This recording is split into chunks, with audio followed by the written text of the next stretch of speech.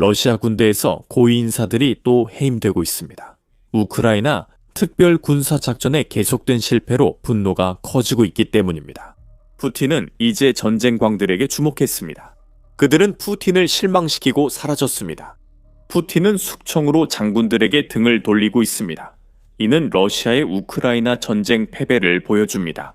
처음 단두대에 오른 인물은 러시아 흑해 함대 사령관 세르게이 핀추크 부제독입니다. 정확히 말하면 예전에는 사령관이었습니다. 핀추크는 4년간의 전쟁 후 러시아 함대 부활에 실패해 곧 직위를 박탈당할 전망입니다. 그 함대는 푸틴에게 무용지물이 됐습니다. 핀추크의 퇴진 소식은 친우크라이나 파르티잔 단체 아르테시가 텔레그램을 통해 요원들이 알아낸 사실로 전했습니다. 아르테시는 러시아군이 방어 실패로 흑해 함대 사령관 교체를 준비 중이며 함대 본부 요원들도 이를 보고했다고 전했습니다. 장교들 사이에 러시아군 수뇌부가 흑해 함대 사령관 세르게이 핀추크 제독 교체를 검토 중이라는 소문이 있습니다. 그 이유는 기지와 함정의 안전을 보장하는 데 있어 체계적인 실패와 우크라이나의 무인정과 UABS에 대응하기 위한 조치의 효과가 극히 낮기 때문입니다. 같은 그룹에 따르면 핀추크 해임은 아직 공식 발표되지 않았지만 노보로시스크 흑해 함대 본부에 여러 고위 관계자들이 모스크바에 도착했다고 합니다. 아르테시는 이러한 방문이 내부 조사와 인사 결정의 신호이므로 큰일이 벌어지고 있다고 주장합니다. 같은 그룹은 핀추크가 흑해 함대 사령관일 때 방어 실패가 잦았다고도 말합니다. 아르테시에 따르면 지난 6개월간 세바스토폴과 크림반도 등 흑해 함대 시설에 우크라이나 무인 해상기기가 최소 8포에 성공적으로 공격했습니다. 이런 공격에 근무 병력이 대응하는데 최대 40분이나 걸렸다고 지적했습니다. 바로 그겁니다. 배를 침몰시키는 건 말실수가 아닙니다. 4년이 지난 지금도 흑해 함대에 대한 우크라이나의 비대칭 공격에 제대로 대응하지 못하는 느린 병력이 문제입니다. 하지만 적어도 핀추크는 많은 러시아 병사들의 죽음에 책임이 없었습니다. 이것이 크렘린 숙청 명단 두 번째 인물의 주요 업적입니다. 계속 시청하면 그가 핀추크의 퇴진과 어떻게 연결되는지 알게 됩니다. 대부분은 이것이 예견된 일이라 생각할 겁니다. 흑해 함대는 전쟁 시작 후 계속 타격을 받았으니 사령관 해임도 늦었다고 볼 수 있죠. 푸틴이 함대 사령관을 해임한 게 처음인가요? 보시다시피 핀추크는 전쟁 중 흑해 함대의 세 번째 사령관입니다. 푸틴과 크렘린은 러시아 군함을 되살릴 인물을 찾으려 여러 차례 사령관을 교체했습니다. 핀추크 전엔 이고르 오시포프가 있었습니다.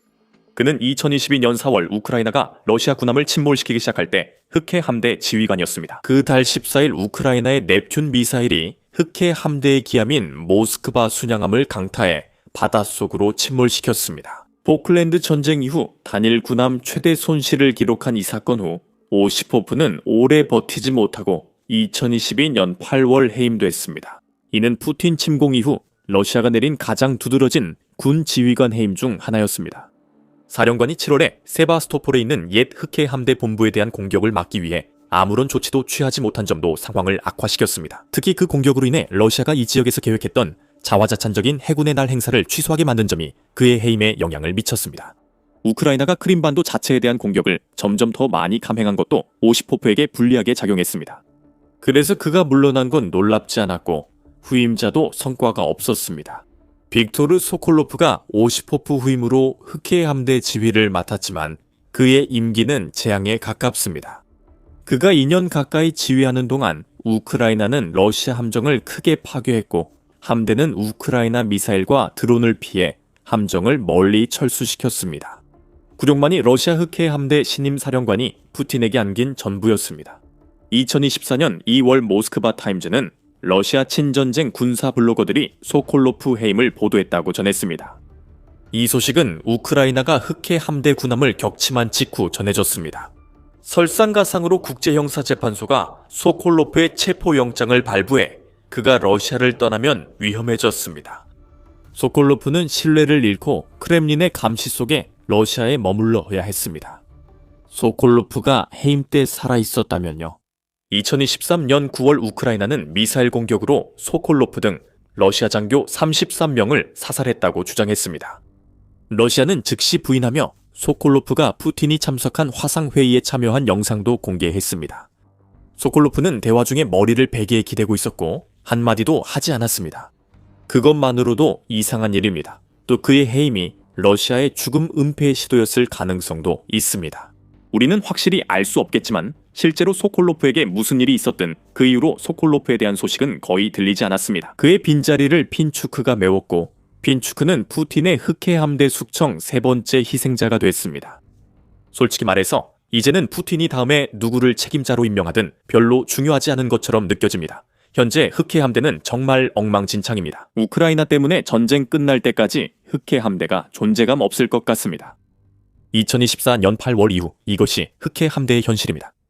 우크라이나는 정밀 미사일과 드론으로 흑해 함대의 약 3분의 1을 파괴해 흑해 함대가 크림반도에서 철수하게 했습니다. 영국 국방부는 흑해 함대가 사실상 무력화됐다고 밝혔습니다.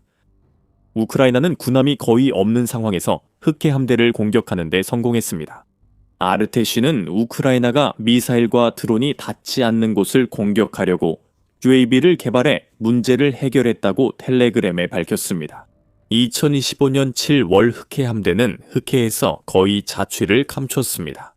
라디오 프리 유럽 라디오 리버티는 흑해에서 활동 중인 우크라이나 선원들이 여전히 해상 기뢰와 샤이드 드론의 위협에 직면해 있다고 보도했습니다. 일리아라는 이름의 한 우크라이나 장교가 그 당시 말했듯이 한때 두려움의 대상이었던 러시아 함대는 이제 훨씬 덜 위협적인 존재가 되었습니다. 연안 부대와 넵튠 미사일로 우크라이나 해군이 러시아 흑해 함대를 몰아낼 수 있었습니다. 일리아는 흑해 함대가 해상 위협에서 사라진 것이 본토의 우크라이나 병사들에게도 영향을 미쳤다고 강조했습니다. 러시아군이 우리가 순항 미사일로 그들을 타격할 수 있다는 것을 알게 되자 그들은 병력을 상륙시키거나 정찰을 위해 함선을 가까이 보내려는 시도를 멈췄습니다. 그들은 우리가 맞설 준비가 되어 있다는 것을 깨달았습니다. 핀추크와 이전 지휘관들의 확실한 전략은 거대한 함선을 타고 도망치는 것이었던 것 같습니다.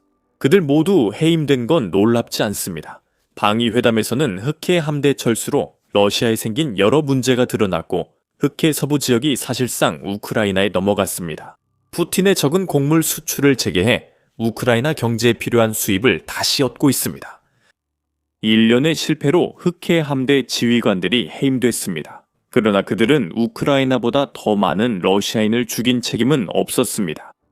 이야기 전에 여러분은 더 밀리터리 쇼 시청 중입니다.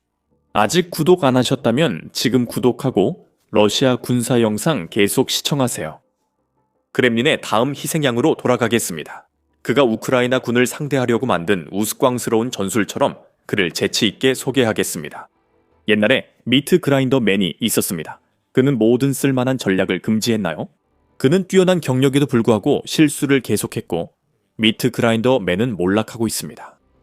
그 남자는 악명 높은 러시아 고위장성 수흐라브 아흐메도프로 병사들의 목숨과 영토를 맞바꾸는 전술로 빠르게 승진했습니다. 키예프 포스트에 따르면 아흐메도프는 오랫동안 푸틴의 총애를 받았으며 이는 푸틴이 희생을 승인했음을 시사합니다. 하지만 영토를 얻기 위한 이런 식의 교환은 충분한 영토를 점령해서 그 희생을 정당화할 수 있을 때만 효과가 있습니다. 여기서 아흐메도프의 몰락이 시작됐습니다. 키예프 포스트 등 여러 매체는 크렘린이 다게스탄 출신 군인 아흐메도프를 제거했다고 보도했습니다. 제거의 첫 징후는 1월 13일에 나타났으며 키예프 포스트에 따르면 러시아 군사 블로거 드바르 모야라가 아흐메도프의 실종을 보도했습니다. 러시아 아스트라 통신과 우크라이나 주요 언론도 다음날 이 소식을 보도했습니다. 푸틴의 과거 측근 해임에 대한 러시아의 공식 확인은 없었지만 현실적으로 불가피해 보입니다. 아흐메도프는 이미 떠났고 그의 우크라이나 이력을 보면 왜 오래 버텼는지 이해하기 어렵습니다. 아흐메도프는 우크라이나 침공 이전 러시아에 딱 맞는 인물처럼 보였습니다. 1990년대 중반 경력을 시작한 이 고위 장성은 러시아 전개 해군 해병대에서 뛰어난 활약을 했습니다. 그는 우크라이나 전쟁 전엔 전투 경험이 없었습니다.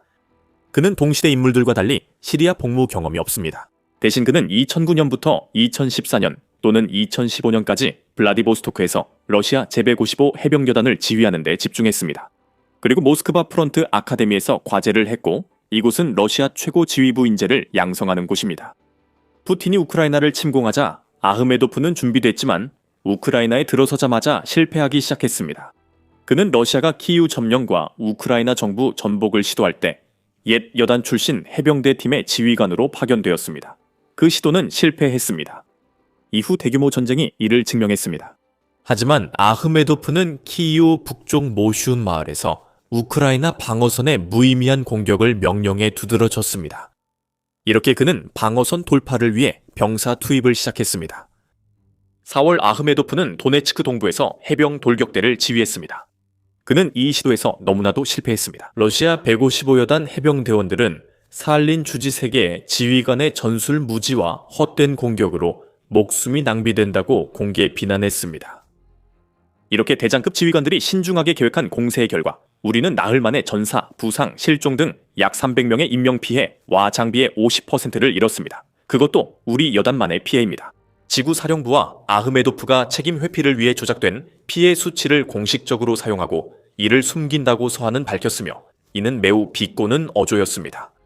얼마나 더 무능한 자들이 보고서와 훈장만을 위해 많은 목숨을 희생시킬 작전을 계속할까요? 그들은 오직 자신 과시에만 관심이 있습니다. 병사들은 고깃 덩어리일 뿐입니다. 이는 아흐메도프의 무능을 비판하는 말이며 많은 부하를 도살장으로 보낸 그는 이제 막 시작이었습니다. 이 편지 공개 후 아흐메도프는 12월 러시아 제20 혼성군 사령관으로 승진했습니다. 실패해도 승진하는 경우가 있습니다. 2023년까지 아흐메도프는 병사들을 도네츠크 블로다르 마을 방어선의 지뢰밭, 미사일, 포격에 맞서 돌격시켰습니다. 이 자칭 전술 천재가 그 마을을 점령하는 데 몇 달이 걸렸고 그 사이 많은 이들이 희생됐습니다.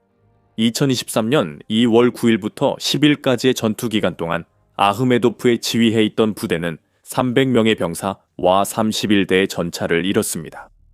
2024년 아흐메도프는 쿠르스크 탈환을 위한 지상군 공군 지휘 준비로 직책에서 사임했습니다. 사망자 수는 다시 늘었지만 아흐메도프는 우크라이나가 쿠르스크에서 점령당했던 1300제곱킬로미터 502제곱마일 영토를 되찾았습니다. 우크라이나가 영토를 점령한 뒤 시작된 작전으로 러시아는 8만 명의 병력을 잃었다고 우크라이나군 총사령관 올렉산드르 시에르스키는 밝혔습니다. 이는 아흐메도프에게 또 다른 치명적 재앙이었습니다. 하지만 결국 도브로필리아에서의 임무가 푸틴의 인내심을 무너뜨린 결정적인 계기가 된 것으로 보입니다. RFU 뉴스는 아흐메도프 해임과 도브로필리아 참사를 자세히 보도했습니다. 아흐메도프의 도브로필리아 공세는 러시아가 2년간 점령하려던 포크롭스크시 포위 지원이 목표였습니다. 침투 부대들이 일부 얕은 진입에는 성공했지만 우크라이나는 이들이 거둔 작은 성과조차도 신속하게 되돌려놓는 경우가 많았습니다. 전술이 통하지 않음을 알면서도 아흐메도프는 병사들에게 거점을 끝까지 지키라고 명령했습니다. 보급도 없는 상황이라 결과는 명확했습니다. 수천 명이 우크라이나의 드론과 포병에 의해 목숨을 잃었습니다. 아흐메도프가 러시아의 미미한 성과를 공고히 하려는 모든 시도는 우크라이나의 활공폭탄과 러시아 후방에 대한 심층 타격에 의해 자주 좌절되었습니다. 그럼에도 불구하고 아흐메도프는 더 많은 병력을 투입하라고 명령했습니다. 그 다음에는 기계화 돌격이 이어졌고 각 공격 물결은 이전보다 점점 약해졌습니다. 우크라이나의 퍼스트 퍼슨 뷰 드론은 러시아 지휘관이 보낸 모든 것을 산산조각냈습니다. 러시아군은 결국 기계화 공격에 민간 차량과 쿼드바이크까지 동원하기도 했습니다. 12월 말 차량이 모두 사라지자 아흐메도프는 병사들에게 도보와 말로 공격하라고 명령했다고 RFU 뉴스가 보도했습니다. 결국 또 실패했습니다. 도브로필리아에서 마지막 시도는 12월 말 아흐메도프가 24대 차량으로 된 4개 장갑 부대를 우크라이나 방어선에 보냈을 때였습니다. 그 부대들은 일찍 발견되어 제대로 피해를 주기도 전에 우크라이나의 드론에 의해 파괴되었습니다. 아흐메도프가 자리에서 물러난 건 도브로필리아 공세의 최종 성적 때문입니다. 약 4개월 동안 거의 2만 1000명의 러시아 병사가 전사했고 그 손실은 결국 아흐메도프나 크렘린이 숨길 수 없을 정도로 커졌으며 지휘관의 완전한 무능함이 드러났습니다. 결과는 하나일 수밖에 없었습니다. 아흐메도프는 해임될 수밖에 없었습니다. 그가 해임을 피할 수 있었을까요? 그의 반복된 실패로 러시아는 이 지역에서 10만 명 넘게 잃었을 수도 있습니다. 푸틴은 아흐메도프에게 계속 충성했지만 그 충성심도 한계에 이르렀고 러시아 군부 고위 지휘부에 또다시 인사가 있었습니다. 크렘린이 이 해임들 중 어느 하나라도 공식적으로 인정한다면 아마도 낡은 인재를 내보내고 새로운 피를 수혈하는 것처럼 이야기를 포장하려 할 것입니다. 하지만 현실은 다릅니다. 푸틴의 최근 숙청도 러시아군 내부에 불안정만 초래하고 있습니다.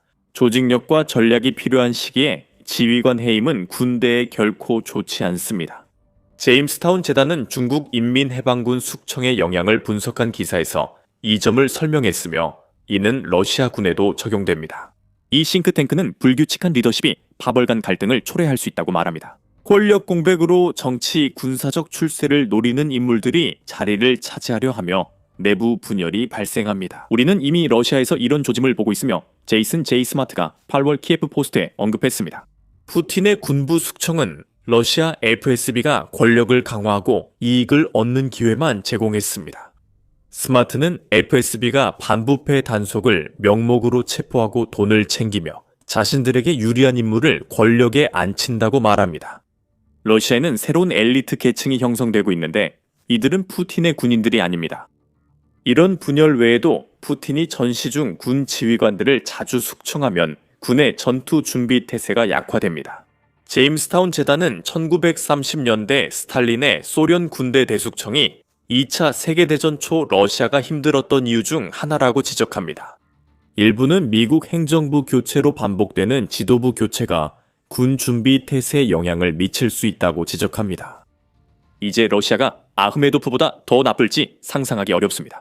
하지만 아흐메도프는 크렘린 명령만 따랐고 자리를 지키기 위한 성과를 내지 못했다고도 할 수 있습니다. 그를 대신할 사람이 누구든 여전히 병사들을 죽음의 소용돌이로 내몰 가능성이 높습니다. 그들은 이미 혼란에 빠진 부대를 지휘하게 될 것이고 이제는 리더십의 부재로 인해 완전히 무너지고 있는 상황에서 그 일을 하게 될 것입니다. 흑해 함대 새 사령관도 마찬가지입니다. 그들은 해결책이 없는 드론 문제를 해결하라는 기대를 받으며 그 자리를 맡게 된 것뿐입니다. 결국 그 결과는 이미 힘들어하고 있는 함대의 준비 태세를 더욱 망치는 또 다른 혼란만을 초래할 것입니다. 푸틴은 이제 어떤 방향으로 갈지 고민 중일 것입니다. 그는 지휘관들과 장군들이 기대를 저버렸다고 생각해 그들을 내쳤지만 지금은 4해 전보다 신뢰할 만한 사람을 찾기 더 어렵습니다. 푸틴은 결국 외면하던 진실을 받아들일 수밖에 없을 것입니다. 러시아는 우크라이나 전쟁에서 이미 졌지만 이를 인지하지 못하고 있습니다. 최고 지휘부가 숙청되는 상황에서 러시아 군대가 회복할 수 있을까요? 그리고 이미 전쟁이 끝났다는 것을 증명할 정도로 쓸모없는 무언가를 사용할 수밖에 없는 상황에 몰리고 있지 않습니까? 그 쓸모없는 것이 무엇인지 저희 영상에서 확인해 보세요. 그리고 이 영상을 재미있게 보셨다면 러시아 군대가 어떻게 엉망이 되었는지에 대한 더 많은 리포트를 보시려면 The Military Show를 구독하는 것 잊지 마세요. 항상 시청해 주셔서 감사합니다.